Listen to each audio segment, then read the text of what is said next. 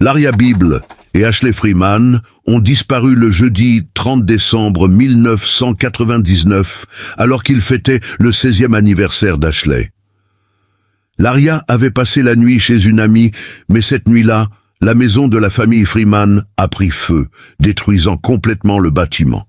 Les jeunes filles ont disparu sans laisser de traces, et les inspecteurs n'avaient aucune piste pour les aider à comprendre ce qui leur était arrivé.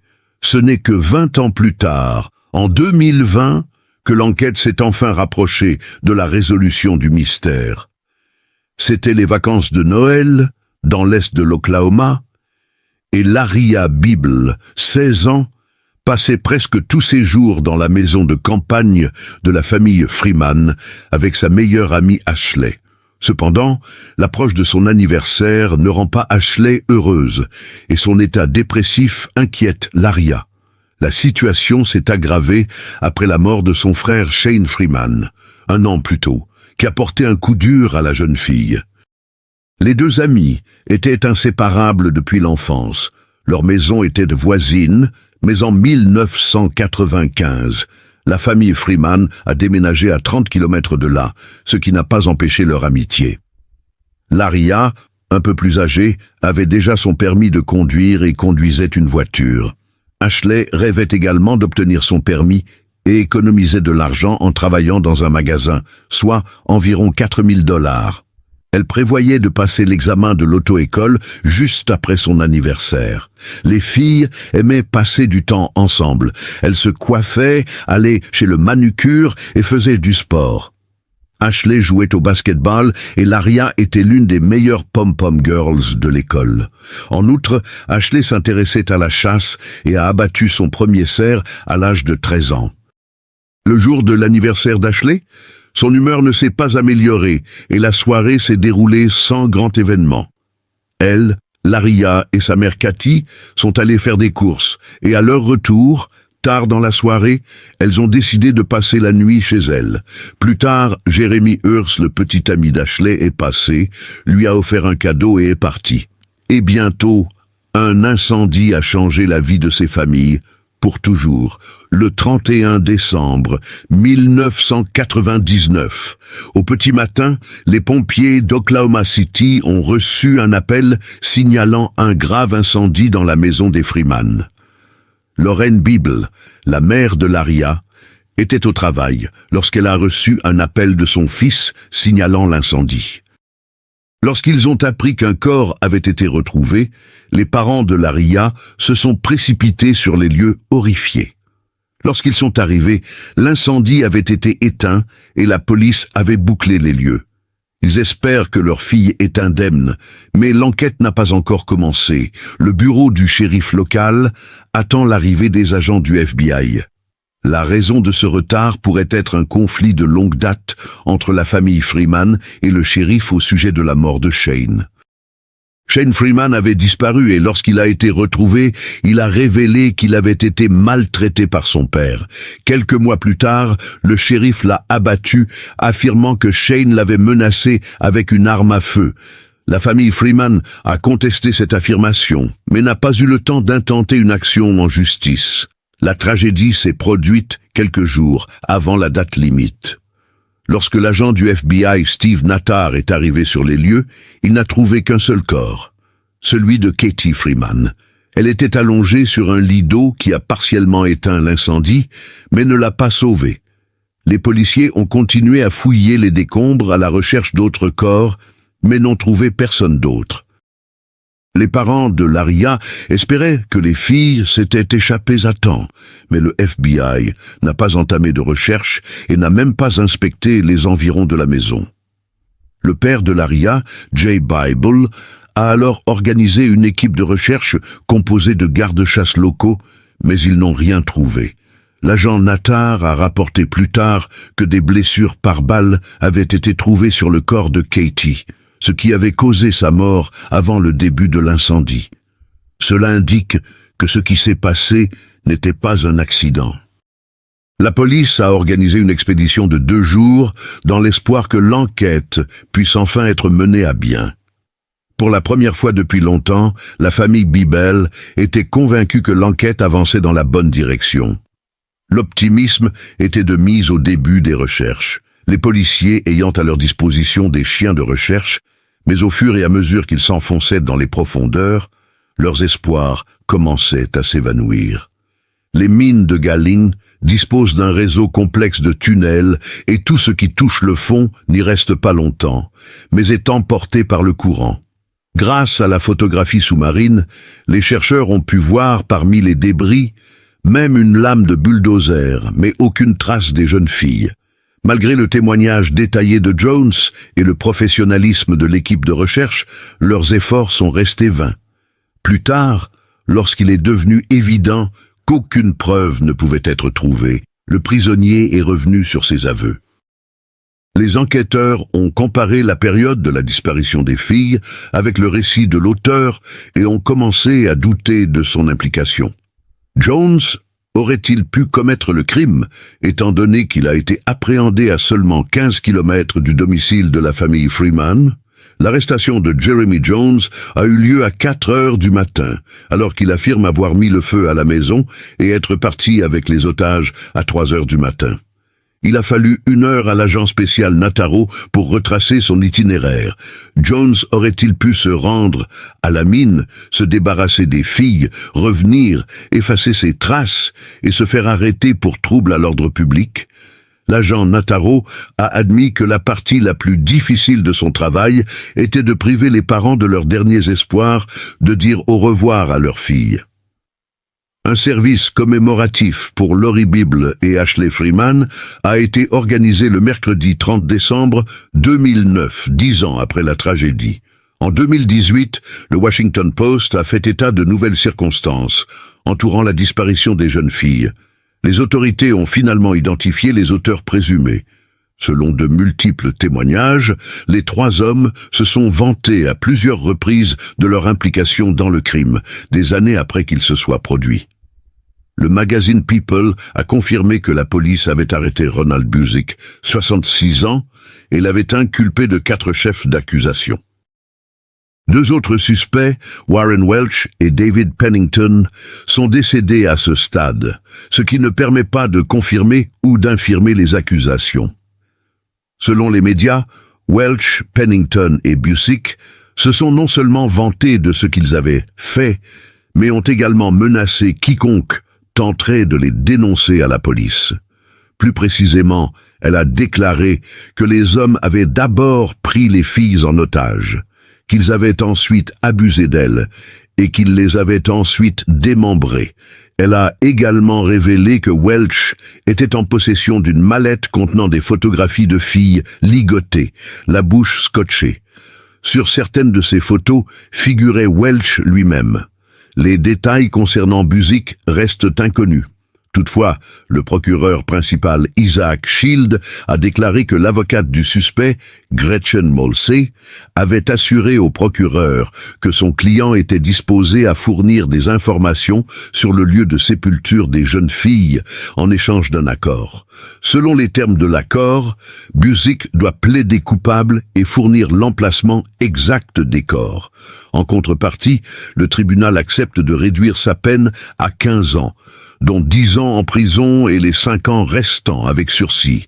Toutefois, si les restes des fillettes sont retrouvés, la sentence qui devrait être prononcée le 31 août 2020 ramènera sa peine de prison à 5 ans.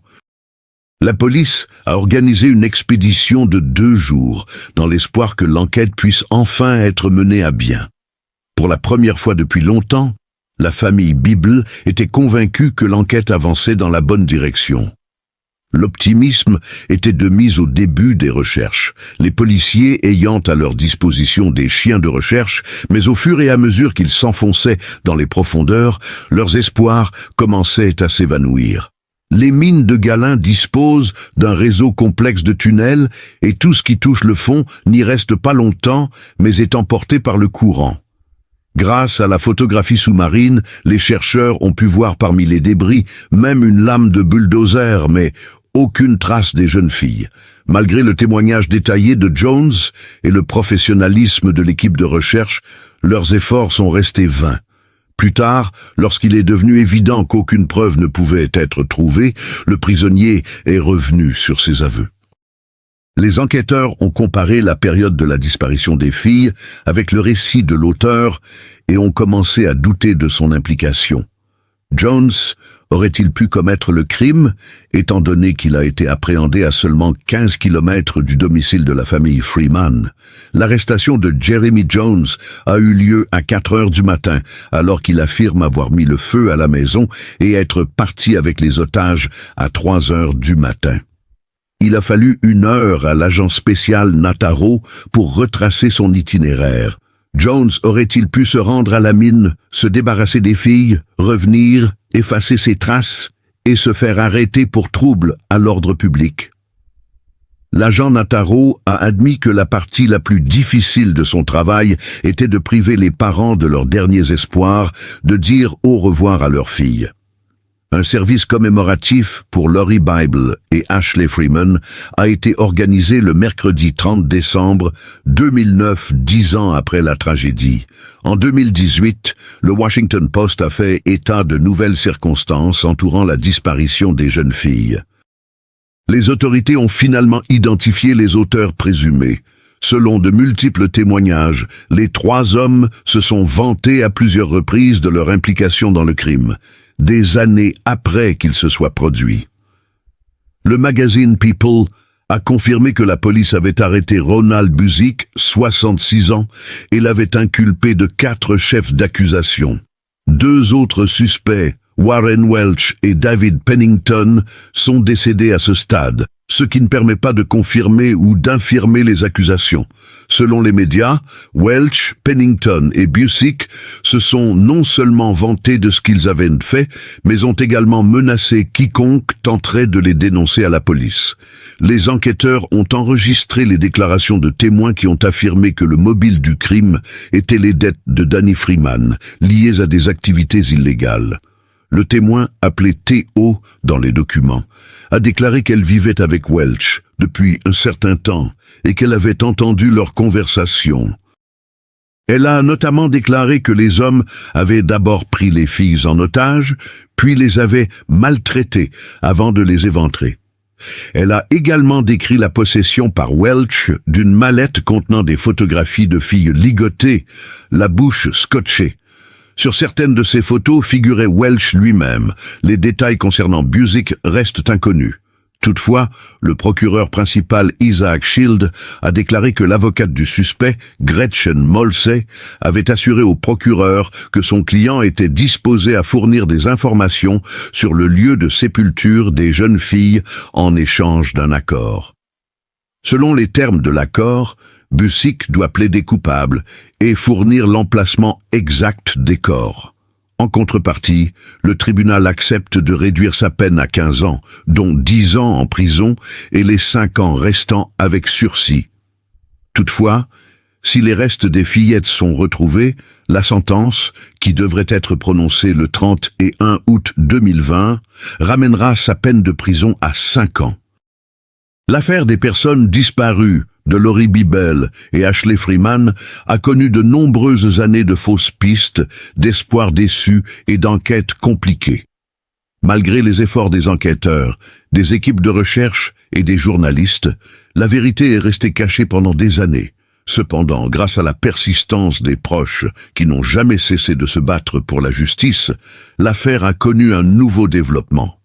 Le 15 février 2010, à 9h39, la police du comté de San Diego a reçu un appel inquiétant de Michael McStay, résident à Huntington Beach. Il a indiqué qu'il n'avait pas pu contacter son frère Joseph McStay, sa femme Summer et ses enfants Gianni, 4 ans, et Joseph Jr., 3 ans, pendant 11 jours depuis le 4 février. Ils n'ont pas répondu aux appels pendant toute cette période, ce qui est tout à fait atypique pour une famille qui a toujours été en contact. La police s'est rendue à l'adresse indiquée par Michael, 3473 Avocado Vista, Fallbrook, Californie, pour vérifier ce qui se passait. Cependant, en arrivant sur place, les policiers n'ont rien trouvé d'anormal. La maison était vide et bien que le garage n'ait pas été inspecté, personne n'y a prêté attention. Qu'il s'agisse d'une erreur ou de la méfiance habituelle à l'égard des mauvaises nouvelles, la police a conclu que la famille était peut-être simplement partie. Signe suspect, mais la situation a commencé à évoluer différemment. Le shérif du comté de San Diego arrive sur les lieux dès le 10 février, mais ne voyant rien d'anormal, n'entre pas non plus dans la maison. Le 13 février, Michael McStay lui-même revient sur les lieux de la disparition. 2 chiens appartenant à la famille McStay, Bear et Little Bear, attirent son attention.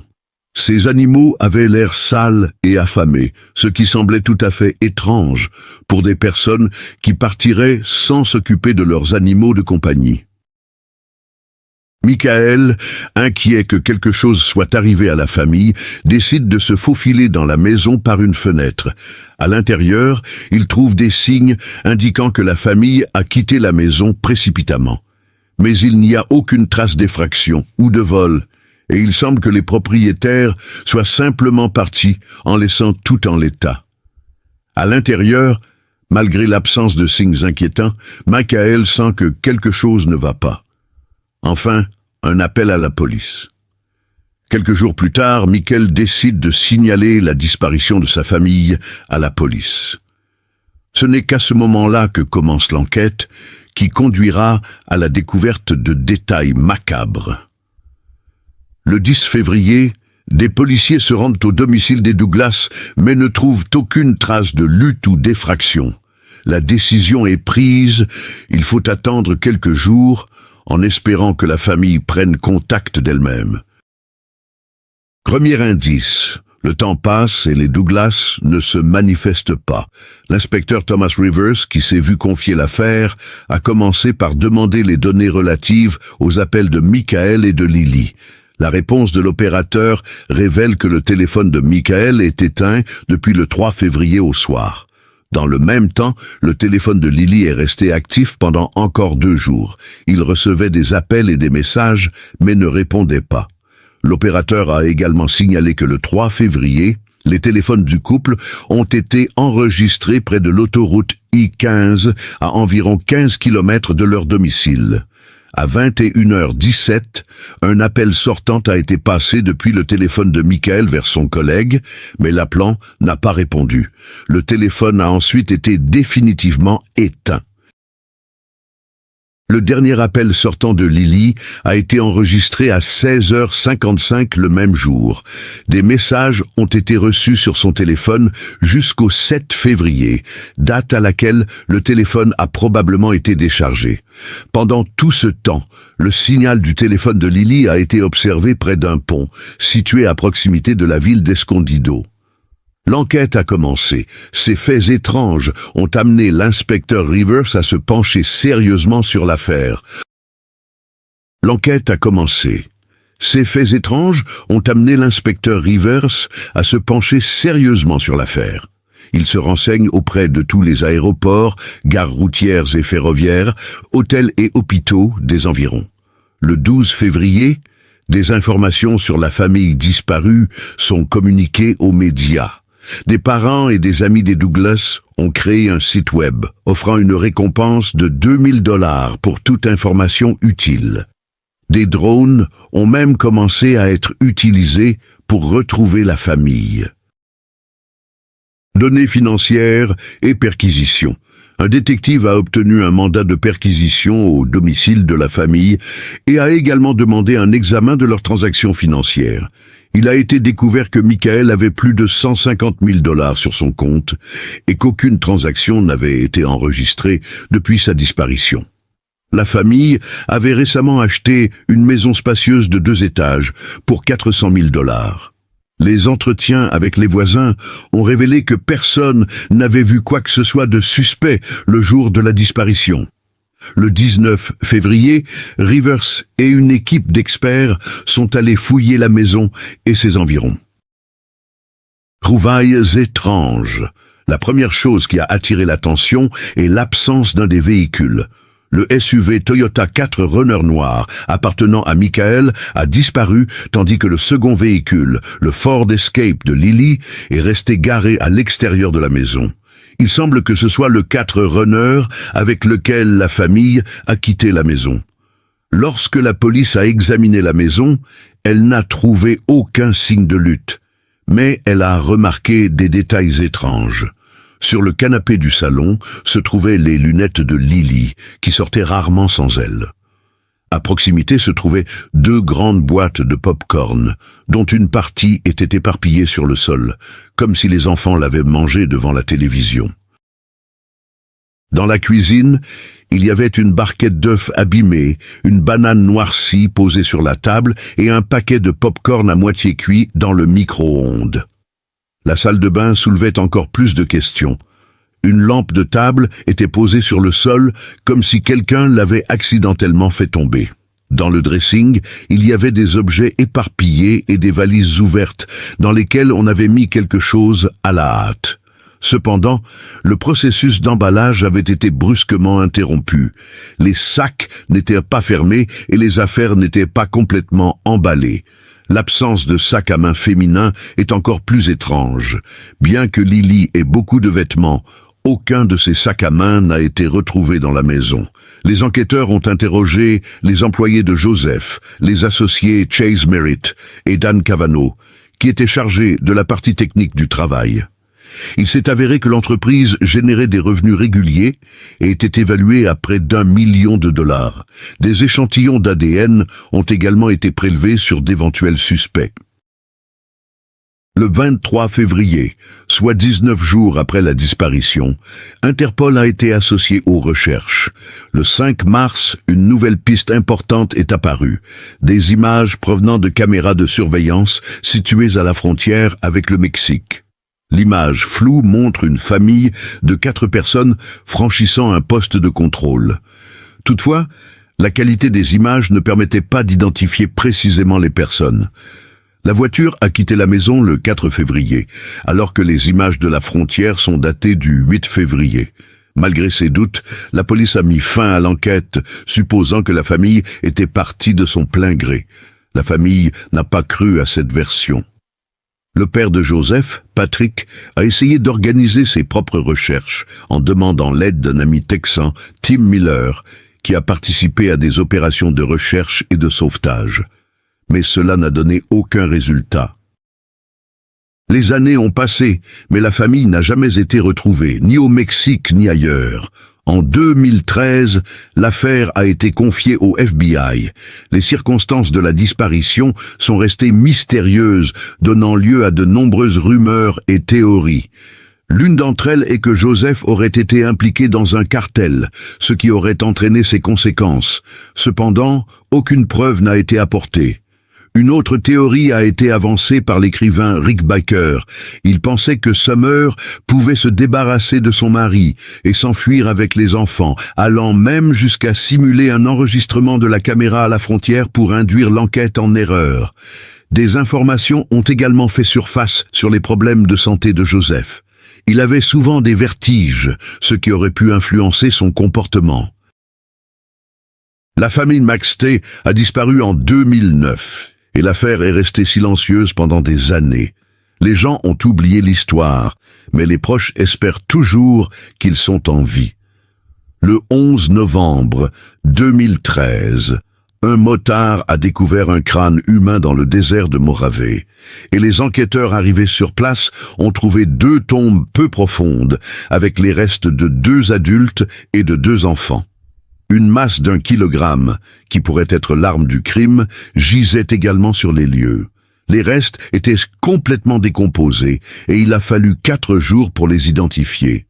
Le 15 novembre, il a été confirmé qu'il s'agissait de Summer et de Joseph, et que les petits squelettes étaient probablement ceux de leurs enfants.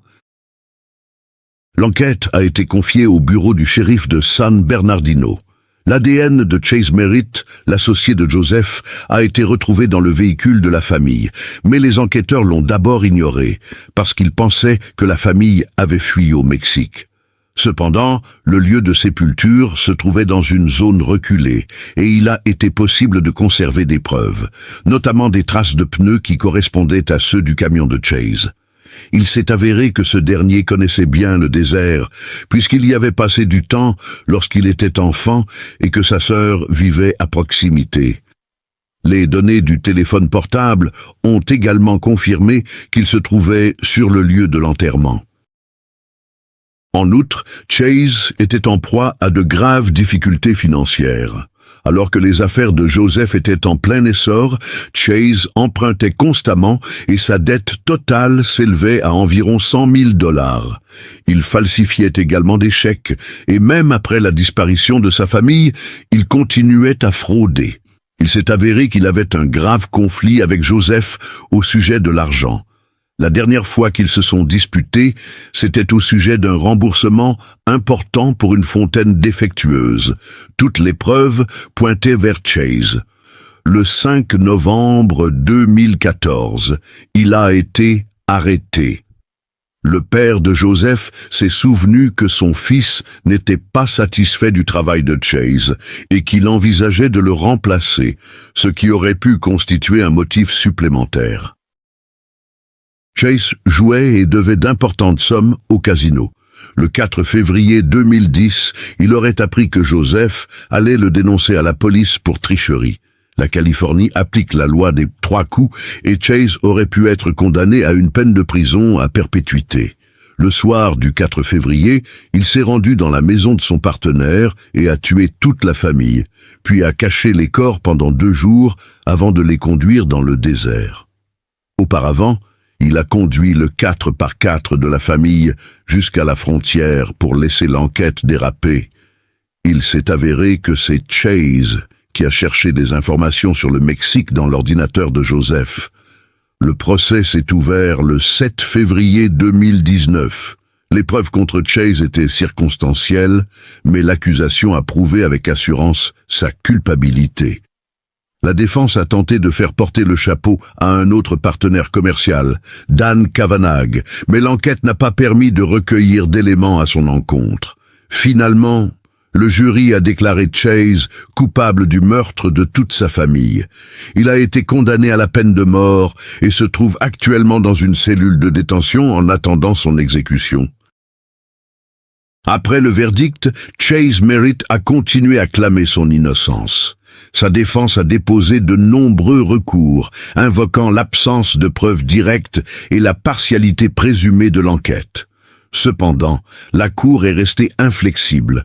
Toutes les preuves le désignaient. Pendant ce temps, les proches de la famille McStay tentent de surmonter cette perte. Le père de Joseph, Patrick McStay, s'est exprimé à plusieurs reprises dans la presse, exigeant que justice soit faite le plus rapidement possible. Il a souligné que Chase n'était pas seulement un partenaire commercial, mais un ami de confiance de la famille. La trahison de sa part semble particulièrement cruelle. Les médias continuent de couvrir l'affaire, et nombreux sont ceux qui s'interrogent sur l'efficacité de l'enquête. Certains ont critiqué la police pour avoir orienté l'enquête dans la mauvaise direction au cours des premières années, tandis que d'autres ont fait remarquer que sans les corps retrouvés dans le désert, l'auteur du crime n'aurait peut-être jamais été découvert. En attendant, l'histoire de la famille McStay reste l'un des crimes les plus brutaux et les plus mystérieux de son époque. Leur destin, si tragiquement interrompu, nous rappelle à quel point la vie humaine peut être fragile et à quel point la confiance peut facilement conduire à la mort. Malgré la condamnation de Merritt, l'affaire de la famille McStay a laissé de nombreuses questions dans son sillage. Pourquoi la famille a-t-elle pris la route cette nuit-là, laissant derrière elle tous ses biens et ses animaux domestiques? Joseph avait-il un conflit avec quelqu'un d'autre? Et surtout, Merritt aurait-il pu agir seul ou aurait-il eu des complices? Cette histoire est devenue l'un des mystères les plus discutés de l'actualité criminelle aux États-Unis, nous rappelant à quel point il est facile de disparaître et de se révéler être la victime d'un crime soigneusement planifié. La police est souvent confrontée à un certain nombre de difficultés lorsqu'elle enquête sur ces infractions. La principale difficulté réside dans le fait qu'il peut être difficile de prouver que l'infraction était motivée par la haine du sexe féminin. Cette affaire s'est déroulée au Chili. Tout a commencé le matin du 29 juin 2010 dans la petite ville de Puerta Barras, située dans la province de Los Lagos. La ville était un endroit plutôt banal et tranquille. Cependant, la tranquillité habituelle a disparu lorsque les habitants ont appris ce qui s'était passé. La victime était une femme de 42 ans, Viviana Aguermas, expert comptable. Son mari, Jaime Angur, travaillait dans la construction. Ils avaient 2 filles. L'aînée avait 14 ans au moment des faits et la plus jeune 7 ans. La famille vivait dans une maison très bien entretenue, dans un quartier chic de la ville. Histoire de la famille Jaime et Viviana se sont rencontrés grâce à des parents communs. Au moment de leur rencontre, Viviana avait environ 25 ans. D'après leurs amis, les époux étaient des personnes complètement différentes. Jaime était une personne renfermée et taciturne, tandis que Viviana, au contraire, se caractérisait par sa gaieté et sa sociabilité. Viviana a grandi dans une famille nombreuse, élevée par sa mère. Son père est mort dans un accident de voiture alors qu'elle n'avait qu'1 an. Après cela, sa mère a décidé de ne pas s'engager dans une nouvelle relation, se consacrant à l'éducation de ses enfants. Jaime et Viviana se sont mariés en grande pompe et ont passé leur lune de miel en République dominicaine. Après plusieurs tentatives infructueuses de grossesse, ils ont eu 2 filles. Après la naissance de la plus jeune, Viviana a temporairement quitté son emploi pour se consacrer à sa famille.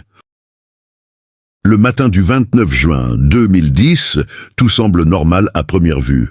Après le petit déjeuner, Jaime emmène ses filles à l'école de langue, puis se rend au travail. Cependant, certains détails ont éveillé les soupçons. Viviana n'a pas rangé les assiettes après le petit déjeuner, n'a pas ouvert les rideaux et n'a pas effectué un certain nombre d'activités de routine.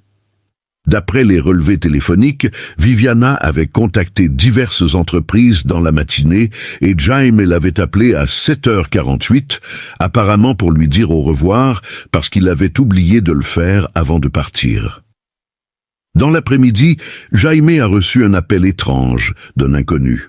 L'appelant a déclaré que Jaime devait l'écouter s'il voulait revoir sa femme. Un cri de femme a également été entendu dans le combiné, puis l'appel a été interrompu.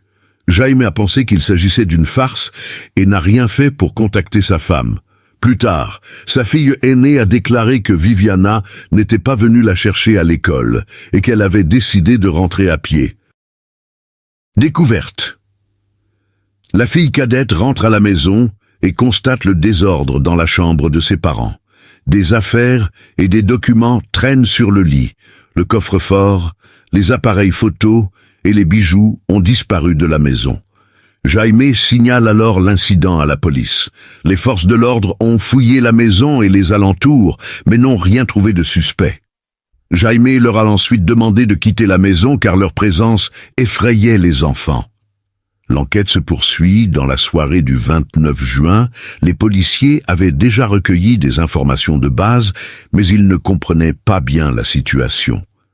Après avoir inspecté la maison, ils ont supposé que Viviana avait peut-être été enlevée, car certaines de ses affaires avaient disparu et la chambre était en désordre. Le lendemain, la police a lancé des recherches approfondies.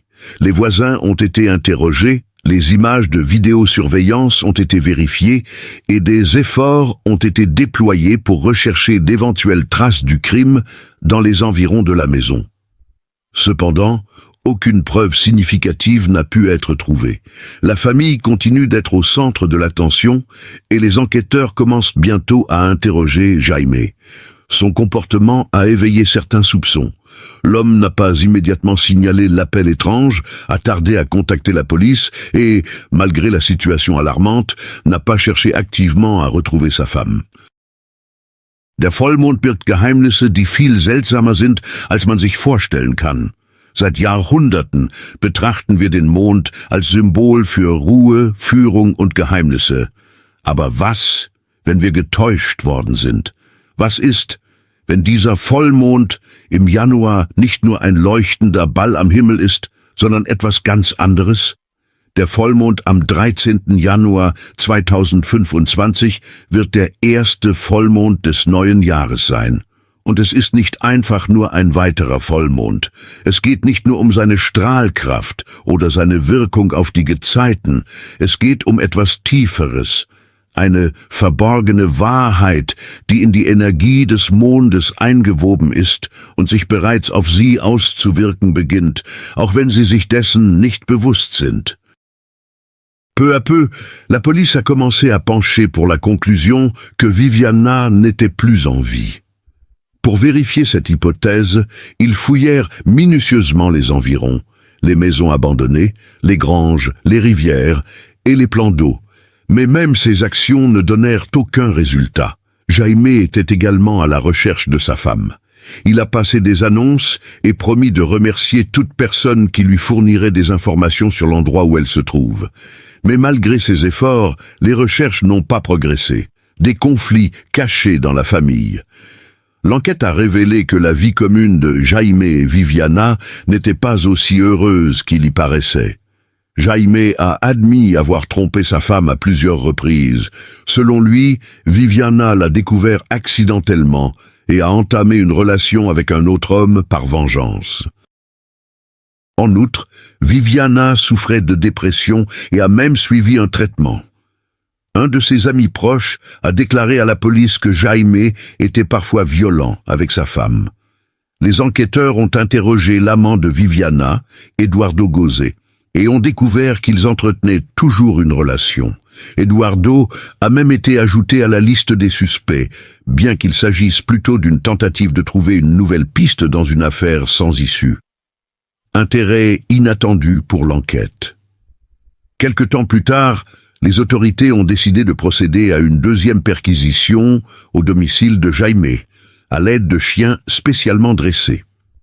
Lorsque Jaime l'a appris, il a manifesté un intérêt inhabituel et a commencé à poser des questions sur l'efficacité de ces mesures. Les policiers ont expliqué que les chiens pouvaient trouver des restes humains, même à des profondeurs allant jusqu'à 3 mètres, et qu'il y avait peu de risque d'erreur. Pour démontrer les capacités des chiens, les enquêteurs ont invité Jaime à la base d'entraînement. L'homme a accepté l'invitation et a vu comment les animaux travaillaient. Une découverte choquante. Peu avant le début d'une nouvelle recherche impliquant les chiens, Jaime a appelé lui-même la police à 18h55 le 9 août, soit 42 jours après la disparition de Viviana. Il a déclaré qu'il avait senti une odeur âcre provenant d'un local de rangement situé derrière le mur de l'une des chambres. En regardant à l'intérieur, Jaime aurait vu la silhouette de sa femme. Cependant, contre toute logique, il n'est pas entré dans le débarras pour s'assurer qu'il s'agissait bien d'elle. Ce qui est également étrange, c'est que Jaime a indiqué avoir découvert la silhouette à 6h34, mais n'a contacté la police que 20 minutes plus tard. La police arrive 15 minutes après l'appel de Jaime, des policiers et des membres de la police scientifique sont arrivés sur les lieux. Ils ont reçu des instructions claires pour effectuer des recherches aussi approfondies que possible. Les traces trouvées pourraient permettre de faire la lumière sur la mystérieuse disparition de Viviana et, éventuellement, d'identifier une personne impliquée dans sa mort. Les policiers procèdent immédiatement à l'examen de la pièce en question. Dans la réserve, ils découvrent le corps d'une femme en état de décomposition. La dépouille appartenait à Viviana, ce qui a été confirmé par un premier examen. Le corps avait été enveloppé dans plusieurs couches de tissu et caché derrière des meubles, ce qui explique que l'odeur n'ait commencé à se répandre que plus d'1 mois après sa disparition. Der Vollmond birgt Geheimnisse, die viel seltsamer sind, als man sich vorstellen kann. Seit Jahrhunderten betrachten wir den Mond als Symbol für Ruhe, Führung und Geheimnisse. Aber was, wenn wir getäuscht worden sind? Was ist, wenn dieser Vollmond im Januar nicht nur ein leuchtender Ball am Himmel ist, sondern etwas ganz anderes? Der Vollmond am 13. Januar 2025 wird der erste Vollmond des neuen Jahres sein. Und es ist nicht einfach nur ein weiterer Vollmond. Es geht nicht nur um seine Strahlkraft oder seine Wirkung auf die Gezeiten. Es geht um etwas Tieferes. eine verborgene Wahrheit, die in die Energie des Mondes eingewoben ist und sich bereits auf sie auszuwirken beginnt, auch wenn sie sich dessen nicht bewusst sind. Premiers problèmes conjugaux, Jaime a avoué son infidélité et a lui-même parlé de dépression et de difficultés dans sa relation avec sa femme. Deuxième, témoignage de proches. L'ami de Viviana a rapporté que l'homme aurait été violent avec elle. Troisième, comportement étrange. Jaime a tardé à contacter la police, ne s'est pas préoccupé de sa femme immédiatement après sa disparition et a tardé à signaler la découverte des restes. Quatrième, motif financier. Les enquêteurs ont découvert que Jaime avait des dettes importantes et qu'il pouvait s'attendre à un héritage ou à des paiements d'assurance en cas de décès de sa femme. Excuse du suspect. Jaime a nié toute implication dans la mort de sa femme. Il a affirmé qu'il aimait Viviana malgré leur relation compliquée et qu'il n'aurait pas pu lui faire de mal. Il a également attribué sa lenteur à réagir à l'odeur étrange au fait qu'il ne voulait pas effrayer ses filles qui se trouvaient à la maison. Expertise médico-légale. Les experts médico-légaux ont déterminé que la mort de Viviana était survenue le jour de sa disparition. Toutefois, la cause exacte du décès n'a pu être déterminée en raison de l'importante décomposition des tissus. Aucune trace de poison ou d'autres produits chimiques n'a été trouvée dans le corps. Les enquêteurs ont émis l'hypothèse que la femme s'est peut-être éteinte volontairement. Aucun signe évident d'agression par des tiers n'a été trouvé sur le corps de Viviana et un médicament qui aurait pu être utilisé pour l'empoisonnement a été trouvé dans la maison. Cependant, la position étrange du corps, bras levés et jambes repliées, ne correspond pas au cas typique de suicide. Il semble que le corps ait été placé dans cette position délibérément. Réaction des proches et nouvelles expertises. Les proches de Viviana n'ont pas cru à la version du suicide. Ils ont intenté une action en justice contre Jaime et ont insisté pour que le corps soit exhumé. En mars 2012, un deuxième examen médico-légal a été effectué. Elle a révélé les poignets de Viviana portaient des marques de cordes. Les blessures à la tête et au cou peuvent avoir été causées par des coups ou une strangulation. Le corps était probablement resté dans la réserve pendant tout ce temps et n'avait pas été déplacé. Toutefois, la cause exacte de la mort n'a pas été déterminée. L'émergence d'un nouveau suspect, en 2015, un nouveau suspect est apparu dans l'affaire, José Pérez Mansi. José était un homme au destin difficile. Il n'a pas terminé l'école, a travaillé dès l'enfance, a connu de nombreuses difficultés et a même eu un casier judiciaire. Il se déplaçait d'un endroit à l'autre et sa famille était connue pour ses fréquents conflits. Des témoins et des proches ont décrit José comme un homme violent. Sa propre fille a raconté qu'il avait levé la main sur elle, sa sœur et leur mère. Le cas de Viviana reste confus. Malgré de nouvelles preuves, la cause exacte de sa mort n'a jamais été déterminée. Les soupçons se sont portés à la fois sur Jaime et sur les nouveaux suspects, mais aucune preuve concluante de la culpabilité de l'un ou l'autre n'a été présentée. Conséquences de l'affaire. Après l'acquittement, Jaime et sa fille ont poursuivi l'État chilien, accusant les autorités de négligence dans l'enquête et demandant une indemnisation de plusieurs millions de pesos chiliens. En 2020, on a appris qu'une série télévisée basée sur l'affaire était en cours de réalisation. Les noms des participants et certaines circonstances ont été modifiés. Cependant, des questions essentielles restent en suspens. Malgré les aveux de José, de nombreux indices pointent vers l'implication de Jaime, mais ce dernier est toujours en fuite.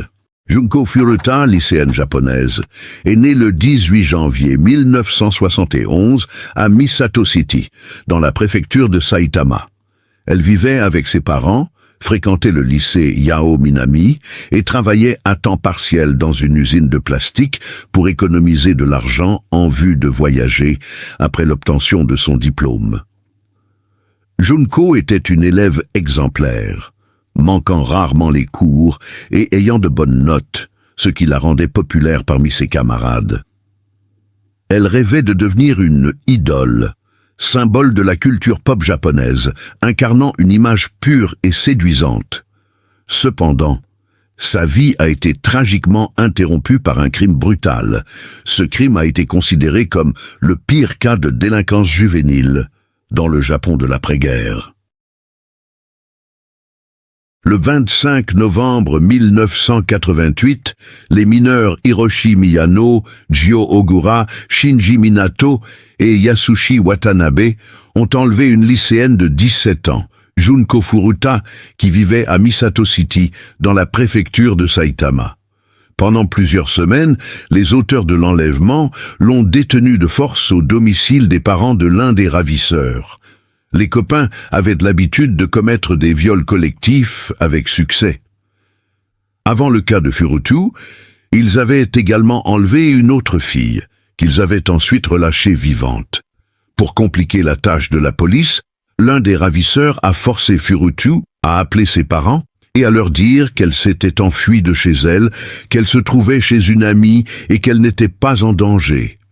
Il a également menacé Furuta de se faire passer pour la petite amie d'un des petits amis du kidnappeur en présence des propriétaires de la maison. Ce comportement a cessé d'être nécessaire lorsqu'il est devenu évident que ces derniers n'allaient pas appeler la police. La jeune fille a tenté de s'échapper à plusieurs reprises, suppliant les parents du garçon, chez qui elle était retenue, de l'aider, mais ils n'ont rien fait, craignant la vengeance de Miyano, qui était à l'époque à la tête d'un petit groupe de Yakuza et avait déclaré qu'il utiliserait ses relations et tuerait quiconque oserait s'opposer à lui. Le 25 novembre 1988, les mineurs Hiroshi Miyano, Jyo Ogura, Shinji Minato et Yasushi Watanabe ont enlevé une lycéenne de 17 ans, Junko Furuta, qui vivait à Misato City, dans la préfecture de Saitama. Pendant plusieurs semaines, les auteurs de l'enlèvement l'ont détenue de force au domicile des parents de l'un des ravisseurs. Les copains avaient l'habitude de commettre des viols collectifs avec succès. Avant le cas de Furutu, ils avaient également enlevé une autre fille, qu'ils avaient ensuite relâchée vivante. Pour compliquer la tâche de la police, l'un des ravisseurs a forcé Furutu à appeler ses parents et à leur dire qu'elle s'était enfuie de chez elle, qu'elle se trouvait chez une amie et qu'elle n'était pas en danger. Il a également menacé Furuta de se faire passer pour la petite amie d'un des petits amis du kidnappeur, en présence des propriétaires de la maison. Ce comportement a cessé d'être nécessaire lorsqu'il est devenu évident que ces derniers n'allaient pas appeler la police. La jeune fille a tenté de s'échapper à plusieurs reprises, suppliant les parents du garçon, chez qui elle était retenue, de l'aider, mais ils n'ont rien fait, craignant la vengeance de Miyano, qui était à l'époque à la tête d'un petit groupe de Yakuza, et avait déclaré qu'il utiliserait ses relations et tuerait quiconque oserait s'opposer à lui. Pour éviter les poursuites, l'un d'entre eux a forcé Furuta à mentir à ses parents en disant qu'elle avait fui son domicile et qu'elle était en sécurité dans la maison de son ami. On lui a également demandé de mentir en disant qu'elle était la petite amie de l'un des ravisseurs. Les parents du jeune homme savaient qu'il s'agissait d'un mensonge, mais ils ne pouvaient rien faire, car l'un des ravisseurs était membre du Yakuza et menaçait d'utiliser ses relations contre les parents s'il disait la vérité à qui que ce soit, s'il ne disait rien à personne. Laissez-moi vous raconter ce que les agresseurs lui ont fait subir chaque jour. Jour 1, kidnappé. Obligé de se présenter comme l'ami d'un des garçons, violé plus de 400 fois, privé de nourriture et d'eau, forcé de manger des cafards et de boire sa propre urine. Jour 11. Furuta a été battue un nombre incalculable de fois. Elle a été suspendue à un toit, les mains attachées et son corps utilisé comme punching ball. La jeune fille vomit en essayant de boire de l'eau, tente de s'enfuir et est punie pour cela par des brûlures de cigarettes sur les bras. Furut a versé un liquide inflammable sur ses jambes et y a mis le feu. Une bouteille cassée a été introduite dans son anus, laissant la jeune fille avec de multiples blessures. Jour 20. Elle ne pouvait pas marcher en raison de graves brûlures aux jambes. Elle a été battue avec des bâtons de bambou. Ses mains ont été écrasées, ses ongles cassés, et elle a été frappée avec une batte de golf. Les rayons d'un grill de poulet chaud ont été insérés dans son vagin et son anus, ce qui a provoqué des saignements chez la jeune fille. Jour 30. De la cire chaude a été versée sur son visage. Des aiguilles ont été insérées dans ses seins. Ses mamelons ont été tirés avec des pinces et des ciseaux ont été insérés dans son vagin, provoquant de graves hémorragies. À cause de ces blessures, il lui a fallu 1 heure pour ramper jusqu'aux toilettes. Tympan gravement endommagé, réduction radicale de la taille du cerveau. Jour 40. La jeune fille a demandé à ses bourreaux ce qui suit « Tuez-moi et finissez-en rapidement ». Jour 44. 4 jeunes hommes mutilent son corps avec une barre de fer, brûlent son visage et ses yeux avec une bougie, puis versent de l'essence à briquet sur ses jambes, ses bras, son visage et son ventre, et les brûlent également. La torture finale a duré 2 heures. Furuta est mort d'un choc douloureux le même jour. À l'hôpital psychiatrique, les jeunes hommes arrêtés pour le meurtre de Furuta ont déclaré aux médecins qu'ils ne savaient pas comment la victime avait pu souffrir, pensant que la jeune fille faisait semblant. Après leur arrestation, les auteurs ont déclaré que peut-être une centaine d'autres personnes savaient que la jeune fille était emprisonnée dans cette maison. Mais on ne sait toujours pas si ces personnes avaient simplement été dans cette maison ou si elles avaient également participé aux tortures et aux viols. Le lendemain de la mort de Furuta, les jeunes bourreaux ont placé son corps torturé dans un tonneau, l'ont rempli de mortier de ciment et l'ont jeté sur un chantier de construction près du quartier de Koto à Tokyo. Au Japon, l'affaire Furuta a été connue sous le nom de « meurtre de la lycéenne et affaire du ciment ». Les auteurs ont été arrêtés et jugés comme des adultes, mais, comme l'exige le système japonais de justice pour mineurs, leurs noms n'ont pas été divulgués. L'hebdomadaire Shukan Bunshun a toutefois rendu publique l'identité des meurtriers, arguant que les droits de l'homme ne s'appliquaient pas au bétail. Les détails personnels et les antécédents de la victime du crime ont également été détaillés dans les médias. En vertu de la loi japonaise, les adolescents ont été jugés comme des adultes et leurs noms n'ont pas été divulgués. Cependant, Shukan Bunshun a rendu publique l'identité des tueurs, arguant que les droits de l'homme ne s'appliquent pas au bétail. Les détails personnels et la biographie de la victime du crime ont également été couverts en détail par les médias. Les auteurs ont plaidé partiellement coupables. Ils ont seulement avoué avoir infligé des lésions corporelles ayant entraîné la mort de la victime, tout en niant les accusations de meurtre. En juillet 1990, les adolescents ont été condamnés à des peines de prison allant de 8 à 20 ans. Les parents du défunt, n'étant pas satisfaits de la sentence, ils ont fait appel et ont intenté un procès aux parents du co-accusé, dans la maison duquel le crime a eu lieu. Certaines des charges ont été abandonnées en raison de preuves contradictoires. Le sperme et les poils pubiens trouvés sur le cadavre de la personne décédée ne correspondaient pas au sperme et aux poils pubiens des personnes condamnées. L'action en justice a donc été rejetée. Hiroshi Miyano, qui a été reconnu comme l'auteur principal de l'infraction et a purgé une peine de 20 ans de prison, jusqu'en 2009. Jyo Ogura, reconnu comme son second, ainsi que Shinji Minato et Yasushi Watanabe ont passé 8 ans dans la colonie pour mineurs et ont été libérés en 1999. Tous les délinquants ont changé de nom à leur libération. La justice pour mineurs était en vigueur au Japon à l'époque des faits décrits. C'est pour cette raison que les représentants des structures officielles n'ont pas donné de commentaires détaillés sur le déroulement de l'enquête et ont dissimulé l'identité de tous les criminels. Pour la première fois, les vrais noms des assassins sont apparus dans le journal Shukan Bunshun, dont les correspondants ont déclaré que les droits des personnes ne s'appliquent pas au bétail. C'est dans cette publication qu'ont été publiées les biographies des auteurs et de nombreux détails choquants sur le meurtre. Hiroshi Miyano et ses complices ont presque immédiatement commencé à coopérer à l'enquête. Les sadiques juvéniles ont raconté en détail comment ils avaient torturé la jeune fille. Dans leur témoignage, les enquêteurs ont déclaré que le meurtre de Junko Furuta ne faisait pas partie de leur plan.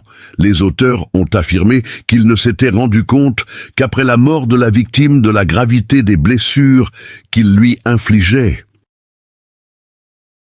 Selon les tueurs, ils ont pensé jusqu'au dernier moment que Junko faisait semblant de souffrir et d'être en détresse.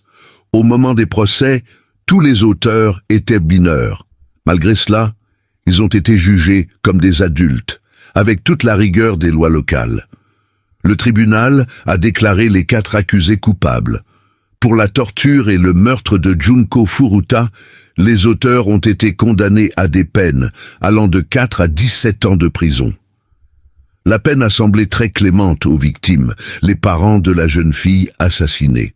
Les parents de Junko ont même tenté de faire appel de la décision du tribunal.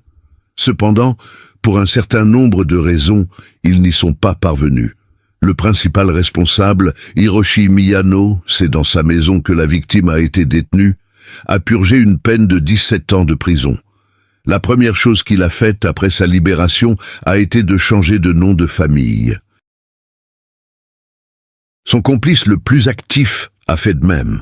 Apparemment, les criminels ont compris que des meurtres sont commis au Japon comme dans n'importe quel autre pays, mais leurs atrocités ne seront jamais oubliées par leurs compatriotes. En plus de ces conditions, le tribunal a également ordonné à la famille de l'un des participants au crime, Nobuharu Minato, de verser une compensation à la famille Furato d'un montant de 425 000 $. Cette somme n'a jamais été versée aux proches de Junko. Les époux de Minato ont donné tout l'argent pour lequel ils ont dû vendre la maison à des amis de leur propre fils après leur sortie de prison. Quant aux parents des autres violeurs, ils ne se considèrent pas tous comme coupables. Par exemple, la mère de Hiroshi Miyano, qui a continué à purger sa peine tandis que ses amis retrouvaient la liberté, était persuadée que la meurtrière Junko Furuta était responsable du chagrin de son fils et a même tenté de profaner la tombe de la jeune fille. Miyano lui-même, qui a changé son nom de Hiroshi à Yokoyama, a été libéré de prison en 2009. Pendant sa sortie, il a poursuivi ses relations avec les Yakuza, s'est mis au kickboxing, s'est fait connaître pour son penchant pour la violence sexualisée et, en 2013, a failli retourner en prison. Depuis lors, on a peu de nouvelles de lui, si ce n'est qu'il gagne sa vie grâce à des programmes de marketing à paliers multiples et qu'il conduit une BMW. Cette histoire commence bien plus tôt qu'on ne le pense. 1980, États-Unis. L'actrice Teresa Saldana est au sommet de sa popularité, après avoir joué dans le film de Martin Scorsese, Raging Bull, aux côtés de Joe Pesci et Robert De Niro. Nombreux sont ceux qui admirent son jeu et sa beauté, mais parmi les spectateurs se trouve un homme qui a décidé qu'elle lui était destinée par le destin. L'Écossais Arthur Jackson est plus qu'un simple fan dévoué. C'est un harceleur qui se rend compte que ses rêves ne sont pas destinés à se réaliser et qui décide que s'il ne l'a pas, personne d'autre ne l'aura. Dans les années 1980, les lois sur le harcèlement n'existaient pas et la police ne pouvait pas intervenir, même si quelqu'un faisait preuve d'une persistance maniaque. Jackson tente de rencontrer l'actrice, mais sans succès. Il décide alors d'engager un détective privé pour connaître son adresse. À l'époque, c'est facile. Pour une petite somme d'argent, on peut obtenir les informations nécessaires auprès du département des véhicules à moteur. Arthur se fait passer pour l'assistant de Martin Scorsese, appelle la mère de Teresa et lui dit qu'il a un scénario important pour sa fille. La femme le croit et lui dicte l'adresse de l'actrice. Peu de temps après, Jackson se présente chez elle. Il n'apporte ni fleurs ni cadeaux, il est armé d'un couteau. Après l'avoir attendue à la porte, il l'attaque et la poignarde. Cela se passe en plein jour, sous les yeux des passants, mais personne n'intervient. Seul un homme, un livreur d'eau, se précipite à son secours, fait rouler son agresseur au sol et le maintient jusqu'à l'arrivée de la police. Teresa survit. Elle jouera même plus tard son propre rôle, dans un téléfilm consacré à l'agression. On pourrait croire que l'histoire est terminée. Mais en 1980, un jeune garçon souffrant de troubles mentaux et élevé dans une famille dysfonctionnelle assiste à l'attentat. Il est inspiré non pas par l'héroïsme de Teresa, mais par l'acte de son harceleur. En novembre 1982, Samantha Smith, 10 ans, écrit une lettre au dirigeant soviétique Yuri Andropov, souhaitant comprendre les causes de la guerre froide. Contre toute attente, elle reçoit une réponse et une invitation à se rendre en URSS. Dès lors, sa vie change radicalement. Elle voyage, écrit un livre, joue dans des séries télévisées. Son image innocente fascine le jeune observateur, qui commence à lui envoyer des lettres. Qui sait comment son engouement aurait pu se terminer s'il n'y avait pas eu une tragédie. En 1985, Samantha meurt dans un accident d'avion. C'est un coup dur pour le garçon, mais il trouve bientôt un nouvel objet de son attachement obsessionnel, l'actrice Rebecca Schaeffer. Pendant 2 ans, Schaeffer a été la véritable star de la série. Elle a connu la gloire, même si elle n'était pas très grande, mais tout de même. Grâce à My Sister Sam, elle commence à être invitée à différents types d'émissions, en tant qu'animatrice ou invitée. Le 18 juillet 1989, le véritable jour X se produit. Rebecca attend un coursier qui doit lui apporter un scénario, mais pas n'importe lequel. Il s'agissait du scénario du film Le Parrain 3, dans lequel Rebecca avait l'opportunité de jouer. Et si vous essayez maintenant de vous rappeler qui Rebecca jouait dans ce film, ne vous embêtez pas. Elle attend avec impatience l'arrivée du coursier. Lorsqu'on frappa enfin à sa porte, elle trouva devant elle un jeune homme qui se présenta. Et elle se souvint que ce jeune homme lui avait autrefois écrit des lettres. Ils se dirent un bonjour chiffonné, discutèrent un peu, puis Rebecca ferma la porte. Elle n'avait pas d'ennemi dans ce monde, a dit un ami de l'actrice Rebecca Schaeffer. Et à en croire les apparences, ce n'est en aucun cas un ennemi qui lui a fait ça. Je tiens, l'inaccessible, Robert Bardot. La vérité réside dans le fait que quelque chose d'anormal a commencé dans la vie de Rebecca, en fait, bien avant qu'elle ne le sache elle-même. Pour son entourage, le premier signe a été que des voisins ont remarqué qu'un étranger vêtu d'un polo jaune se promenait dans les rues. Selon eux, il portait un volumineux dossier dans ses mains. Et il le portait comme s'il avait très peur de le renverser, comme s'il y avait de la nourriture dessus, par exemple, ou quelque chose de ce genre. Il a sorti du dossier une photo publicitaire en papier glacé de Rebecca et a demandé aux passants s'ils la connaissaient et où elle vivait. Je l'ai regardée et j'ai dit que, raconte Irène Tishkov, qu'il a rencontré à la sortie du marché. Il avait l'air bizarre. Debbie Kennedy l'a croisé 2 fois. C'était bizarre de le voir 2 fois, dit Debbie Kennedy. On y pense pendant 1 seconde, puis on continue son chemin. Un peu plus tard, il a été vu près de la maison de Rebecca Schaeffer, en train de parler à un chauffeur de taxi. Selon les passants, il demandait s'il s'agissait d'un immeuble ou non. D'où et de qui venait cet homme étrange? Pourquoi cherchait-il tant à savoir où elle vivait? Et, en fait, pourquoi faisait-il tout cela? Découvrons-le. Rebecca Schaeffer a été abattue ce matin dans l'entrée de son immeuble. Je suis sorti, j'ai appelé les secours, j'ai pris une serviette pour arrêter l'hémorragie. À mon retour, j'ai pris son pouls. Rien. Bien que la voisine ne puisse pas sentir le pouls de Rebecca Schaeffer, elle est toujours en vie. L'ambulance arrive rapidement, la charge dans la voiture et l'emmène à l'hôpital dans l'espoir de la sauver. Hélas, 30 minutes plus tard, elle meurt. Comme le montrera l'autopsie, l'agresseur a utilisé des balles creuses spéciales qui transpercent le corps de la victime. Il l'a touchée en plein cœur. Il est difficile d'expliquer pourquoi elle n'est pas morte immédiatement. Rebecca hurle de douleur en répétant « Pourquoi? Pourquoi ?» avant de perdre la raison. Cela ne fait qu'ajouter à la douleur des personnes endeuillées. La police est à la recherche de l'agresseur de la jeune actrice. Il s'avère que le tireur a été vu dans le quartier ce matin, montrant une photo de Rebecca à sa voisine, lui demandant si elle la connaissait. Apparemment, il était là depuis 6h30 et n'a pas essayé de s'enfuir. Le suspect est décrit comme un homme blanc, d'une vingtaine ou d'une trentaine d'années, mesurant de 170 à 183 cm.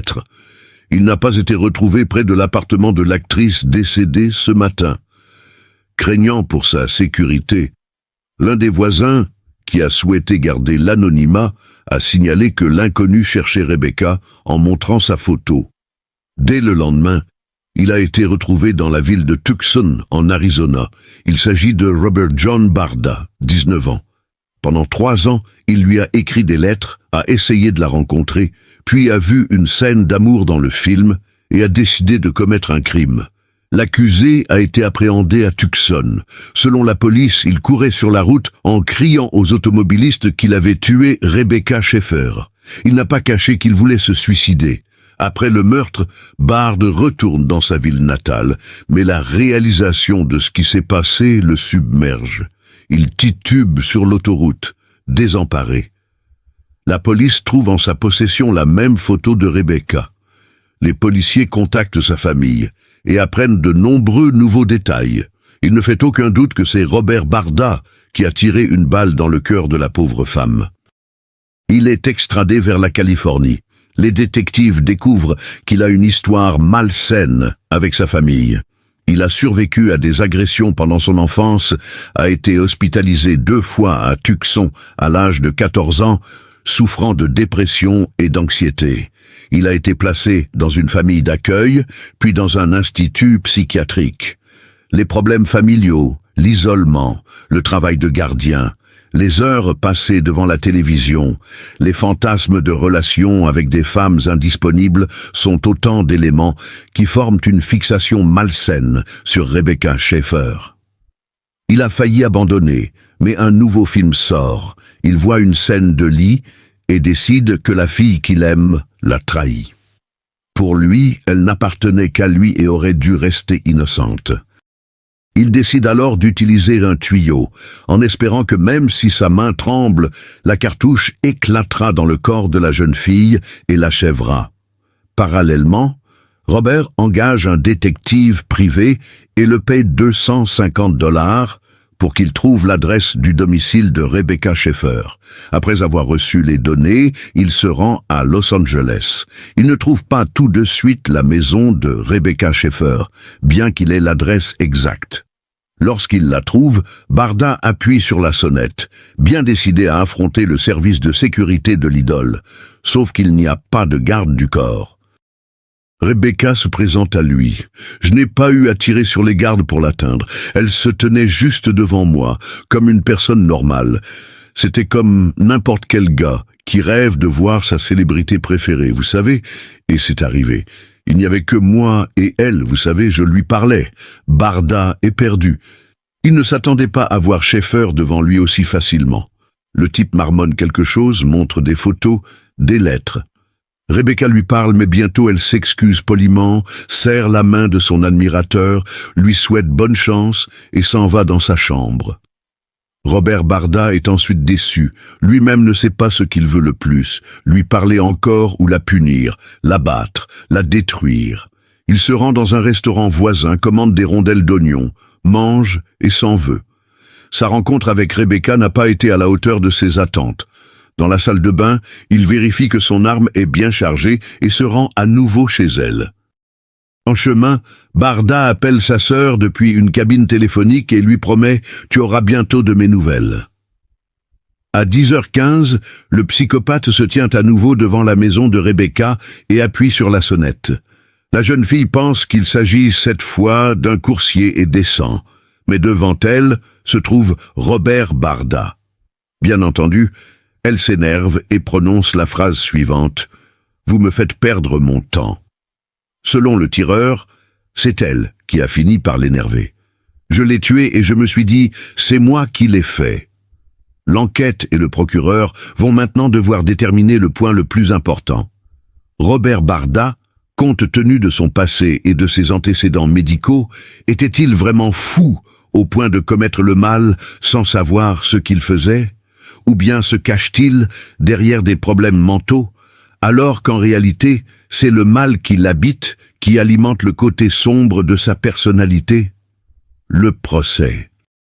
Rebecca a été abattue dans l'entrée de son appartement de Los Angeles mardi dernier.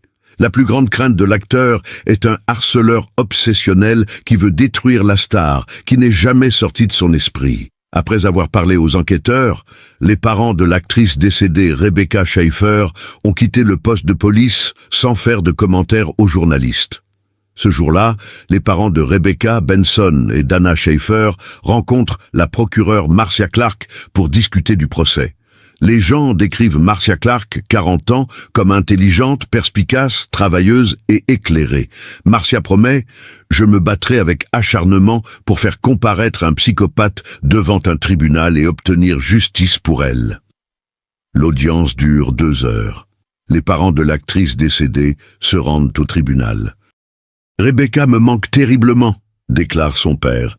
L'état mental de l'accusé est ambigu. La question n'est pas de savoir s'il a commis l'infraction. Le principal dilemme est de savoir pourquoi il l'a fait. Se rendait-il compte de ce qu'il faisait? Juste avant le début du procès, l'accusation et la défense concluent un accord. Le procureur Clark refuse de requérir la peine de mort pour Bard. En échange, la défense accepte de laisser le juge décider seul. Robert John Barda admet avoir tiré sur Rebecca Schaeffer. Mais ses avocats insistent sur le fait que leur client est fou et ne peut être condamné. Marcia Clark doit prouver le contraire. Le garde qui a refusé de laisser passer Bard témoigne. Il a commencé à me dire à quel point il était amoureux de Rebecca Schaeffer et à quel point il voulait la voir. Je lui ai expliqué que nous ne pouvions pas le permettre. J'ai essayé d'être très professionnel, amical et poli avec lui. Après une longue conversation, je lui ai dit qu'il valait mieux qu'il quitte le studio et qu'il n'essaye pas d'approcher Rebecca Schaeffer. Le frère qui a acheté l'arme à Robert s'exprime également. Il est désolé et apporte un témoignage qui contribue à démontrer que les actes de l'accusé étaient planifiés et prémédités. Quand vous avez acheté l'arme, est-ce qu'il vous a donné de l'argent pour l'achat? Oui, c'est exact. Vous souvenez-vous de son prix? Un peu plus de 200 $. Le détective privé engagé par Barda témoigne également. Robert Barda nous a demandé de trouver l'adresse postale d'une jeune femme qu'il connaissait. Il s'est tourné vers le détective privé et lui a dit « Je dois trouver cette personne. Voici une photo. » Pour prouver que Barda est un malade mental, ses avocats font appel à un psychiatre pour l'interroger. Mais la procureure Marcia Clark n'a pas la tâche facile. Elle s'acquitte de sa tâche principale, qui consiste à séparer les faits des manipulations habiles. Finalement, le juge prononce la sentence. « Je déclare l'accusé coupable de la mort de Rebecca Schaeffer. La peine est l'emprisonnement à vie sans possibilité de libération conditionnelle. » Cela permettra aux parents de Rebecca d'avoir l'esprit tranquille. Barda exprimera plus tard ses regrets, mais personne ne le croira.